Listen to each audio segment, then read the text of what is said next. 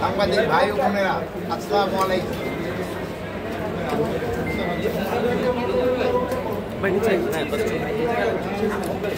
যদিও দেশের জন্য যাদের কন্ট্রিবিউশন সবচেয়ে বেশি, যেটা হলো আমাদের কৃষক এবং কৃষকের সাথে যারা সংশ্লিষ্ট যেসব বৈজ্ঞানিকরা এবং অন্যান্য কর্মচারীরা, আপনারা কিন্তু তাদের সম্বন্ধে খুব একটা কিছু বলেন না।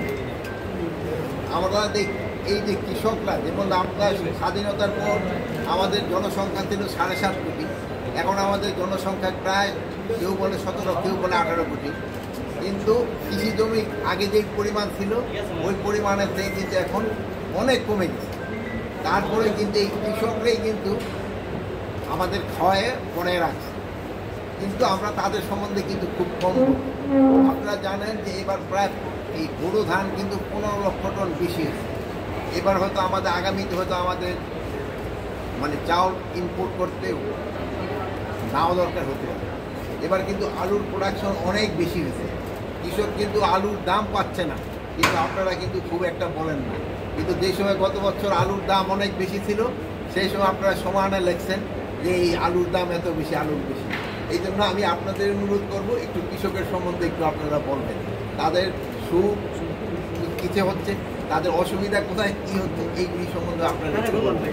যদি আপনারা জানেন যে এবার পেঁয়াজের বিদ্যুৎ উৎপাদন অনেক বেশি হয়েছে, এটা কিন্তু কৃষকদের কন্ট্রিবিউশন, আমাদের যারা রিসার্চে আছে তাদেরই কন্ট্রিবিউশন। তারপরে আপনারা জানেন যে এবার গমের যদি উৎপাদন গতবারের থেকে একটু বাড়ছে, কিন্তু অত বাড়ে নেই, কিন্তু তাও কিন্তু বাড়ছে, এটাও কৃষকের কন্ট্রিবিউশন। এবার ধরেন আমের আমাদের কিন্তু ইম্পোর্ট, আমরা এক্সপোর্টও করতে চাচ্ছি গতবার থেকে, কিন্তু আমাদের আমের এক্সপোর্টও এবার বাড়তেছে, আমের উৎপাদনও কিন্তু বেশি হয়েছে। আপনারা জানেন আম গাছের পাশে দিয়ে যে আদা, তারপর হলুদ চাষ শুরু হয়েছে, এটা কিন্তু তাদের এই রিসার্চের ফসল। এখন এইগুলি থেকে আমাদের হয়তো ভবিষ্যতে আদা ইম্পোর্ট করতে হবে কম, আমাদের হলুদ হয়তো ইম্পোর্ট করতে কম হবে, হয়তো একসময় আমাদের ইম্পোর্ট করতে হবে না। এইগুলি সম্বন্ধে যদি আপনারা একটু লিখেন, তবে কৃষকরা কিন্তু খুব উৎসাহিত হয়। আর এই অনেক সময় ওরা কিন্তু টিভির সামনে বসে থাকে, ওরা হয়তো পেপারে ওরকম পড়তে পারে না, কিন্তু যদি ওদের একটু উৎসাহিত করেন আপনারা, তা আমি বলবো যে দেশের জন্য যেমন উপকার হবে, আমিও খুব খুশি হব।